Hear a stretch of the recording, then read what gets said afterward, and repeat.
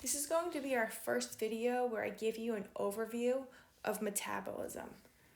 So metabolism is defined as the sum of the chemical reactions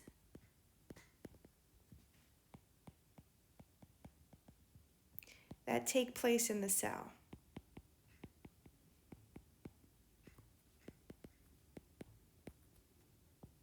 That's going to be our broad definition of metabolism. So again, it's the sum of the chemical reactions that take place in the cell. We have two types of reactions. We have anabolic reactions, which are synthetic in nature. This is going to be where we build molecules.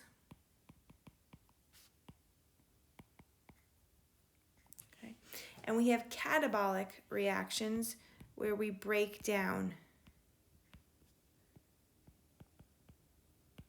molecules. Anabolic reactions cost energy. Your catabolic reactions yield energy. The energy that is yielded from these reactions takes three forms. We can find that energy in the form of ATP, which we should know is the energy currency of the cell.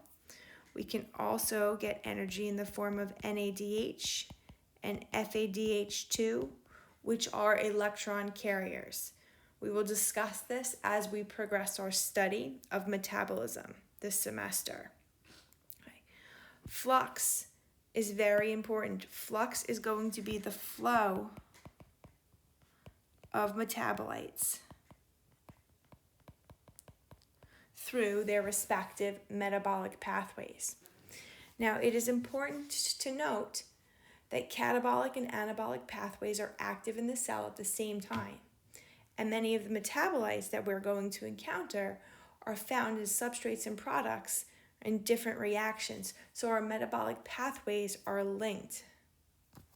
Okay. In order to control flux, there are two ways the cell can do this.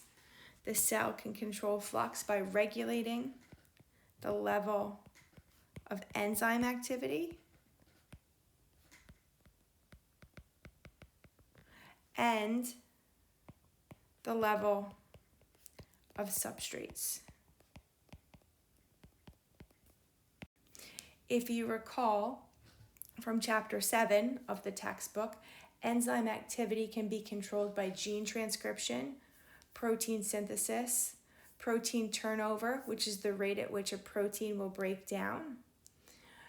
Enzyme activity can be regulated by modulation of catalytic activity, where you have regulatory molecules or covalent modification, and also the cellular location of the enzyme. So just to make a note, that gene level or protein synthesis or protein degradation, that protein turnover, these are going to be slower methods of regulating enzyme activity. Where you would have that covalent modification or the binding of regulatory molecules, that's going to happen on a much faster time scale as far as your metabolic flux goes. And finally, that cellular location, that's where you can sequester certain enzymes within a membrane or organelle. Your level of substrates can be regulated by how they are obtained from the diet and how these molecules are released from energy stores in the body. So this figure is taken from your textbook. It's figure 9.1. And this figure demonstrates metabolic flux, and it looks at glucose levels before and after breakfast. So early in the morning, before your first meal, your blood glucose levels begin to decline because you've been fasting all night. Fasting is going to trigger the release of glucagon from the pancreas. Now, glucagon is a signaling molecule. It activates both a catabolic pathway that we break down glycogen and an anabolic pathway, gluconeogenesis. So again, glucagon is an activating molecule. It's going to activate the breakdown of glycogen and the synthesis of glucose. the net result is to make more glucose. Right? We're going to get into glycogen later on in the semester, but you'll see glycogen is a polymer of glucose. It's how our body stores glucose. Right? So, net result, we make glucose. At the same time that we've activated these pathways that increase the glucose concentration, glucagon will deactivate the pathways that result in the breakdown of glucose.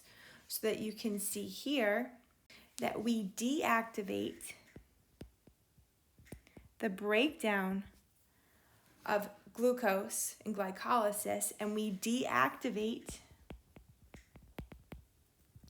the use of glucose to make glycogen.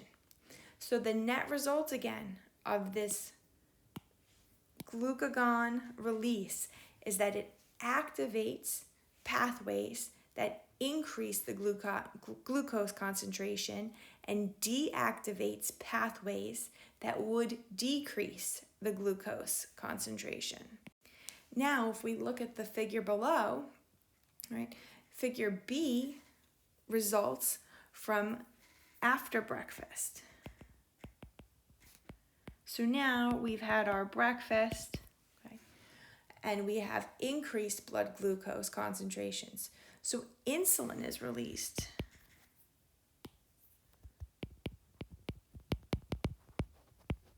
Now, insulin is also a signaling molecule, and it is released from the pancreas.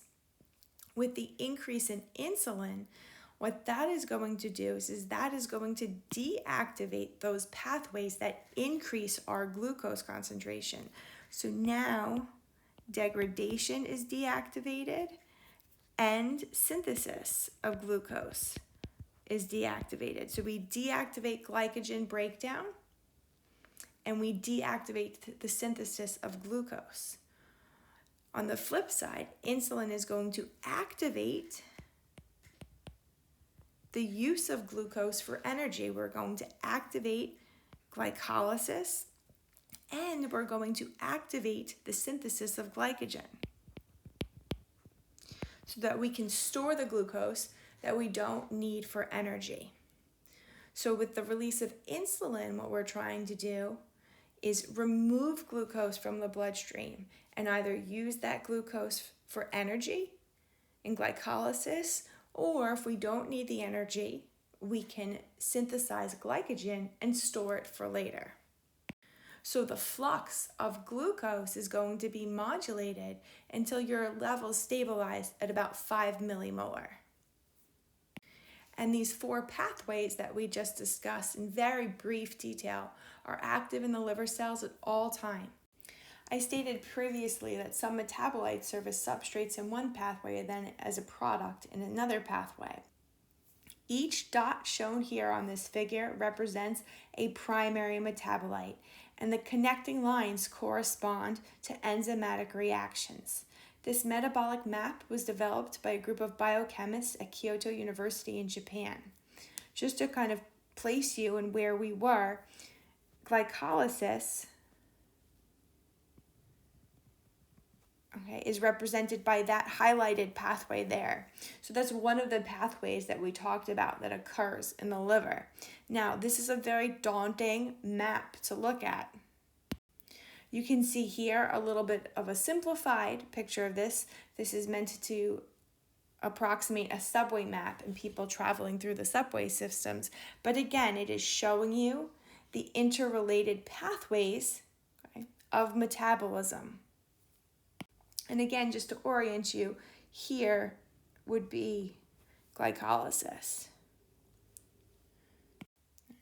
This figure shows you the 10 major sets of metabolic pathways that we are going to examine this semester.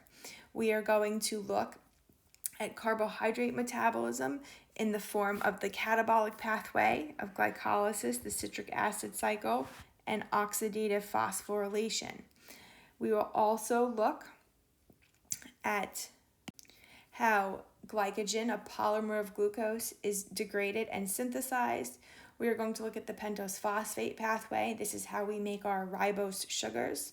We will also look at gluconeogenesis, was how we synthesize glucose. We will then move on to fatty acid degradation and synthesis, and then finally end our discussion with nitrogen metabolism, where we're going to look at the synthesis of amino acids and take a brief visit into the synthesis of nucleic acids. So just to show you where the course is going to go from an infographic that I made, I equated our journey to a journey through biochemistry land. So if any of you played the game Candyland as a child, you can think about it from that perspective. So we're going to start at our main gate. And then we're going to start with our carbohydrate chemistry. And what we can see is that we're going to go down this corridor and around the circle, right? That's imitating our tricarboxylic acid circle or the citric acid cycle. All right, once we finish with carbohydrates and we look at their synthesis and degradation of glycogen and the de novo synthesis of glucose in the form of gluconeogenesis, we'll move on to other functional molecules such as lipids, and then we'll look at nitrogen metabolism in the form of amino acids and proteins, and finally conclude our conversation of metabolism with the synthesis of nucleic acids. And that'll take us back out the main gate. With every pathway we encounter, we're going to answer 4 key questions. The first question that we'll seek to answer is, what does the pathway accomplish for the cell? The second, what is the overall net reaction of the pathway? The third, what are the key enzymes in the pathway? And finally, the fourth, what is an example of this pathway in everyday biochemistry? So keep these 4 questions in mind, and we'll start every metabolic discussion with these questions.